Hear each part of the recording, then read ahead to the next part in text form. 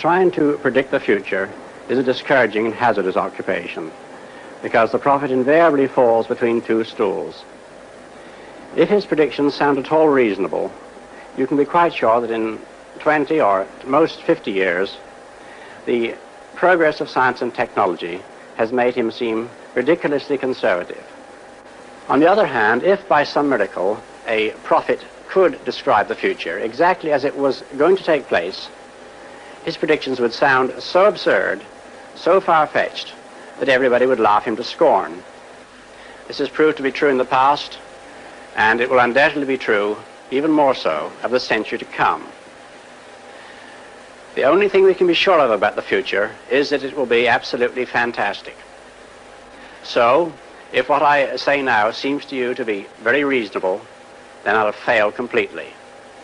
Only if what I tell you appears absolutely unbelievable have we any chance of visualizing the future as it really will happen. Let's start by looking at the city of the future. Some people think that it will be like this. And they're quite right. In fact, everything you see now already exists. All the materials, all the ideas, these things could be put into practice immediately. But what about the city of the day after tomorrow, say the year 2000? I think it will be completely different. In fact, it may not even exist at all. Oh, I'm not thinking of the atom bomb and the next Stone Age. I'm thinking of the incredible breakthrough which has been made possible by developments in communications, particularly the transistor and, above all, the communications satellite. These things will make possible a world in which we can be in instant contact with each other, wherever we may be, where we can contact our friends anywhere on Earth, even if we don't know their actual physical location. It will be possible in that age, perhaps only 50 years from now, for a man to conduct his business from Tahiti or Bali just as well as he could from London. In fact, if it proves worthwhile, almost any executive skill, any administrative skill, even any physical skill, could be made independent of distance. I am perfectly serious when I suggest that one day we may have brain surgeons in Edinburgh operating on patients in New Zealand.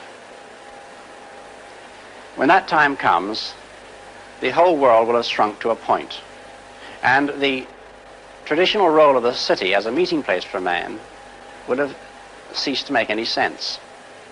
In fact, men will no longer commute, they will communicate.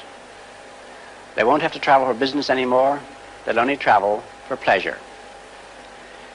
I only hope that when that day comes, and when the city is abolished, the whole world isn't turned into one giant suburb. In that world of the future, we will not be the only intelligent creatures. One of the coming techniques will be what we might call bioengineering, the development of intelligent and useful servants among the other animals on this planet, particularly the great apes and, in the oceans, the dolphins and whales. You know, it's a scandal of which we should be thoroughly ashamed that prehistoric man tamed all the domestic animals we have today. We haven't added one in the last 5,000 years. It's about time we did so, and with our present knowledge of animal psychology and genetics, we could certainly solve the servant problem with the help of the monkey kingdom. Of course, eventually our super chimpanzees would start forming trade unions, and we'd be right back where we started. However, the most intelligent inhabitants of that future world won't be men or monkeys. They'll be machines, the remote descendants of today's computers. Now, the present-day electronic brains are complete morons, but this will not be true in another generation. They will start to think, and eventually they will completely outthink their makers. Is this depressing? I don't see why it should be. We superseded the Cro-Magnon and Neanderthal men, and we presume we're an improvement. I think we should regard it as a privilege to be stepping stones to higher things. I suspect that organic or biological evolution has about come to its end, and we are now at the beginning of inorganic or mechanical evolution, which will be thousands of times swifter. But even if the future does belong to the robots, our bodies and our brains still have immense untapped potentialities. For example, to cope with the information explosion, we may develop a machine for recording information directly onto the brain, as today we can record a symphony on tape. So we may one day be able to become instant experts, learning Chinese overnight, for example.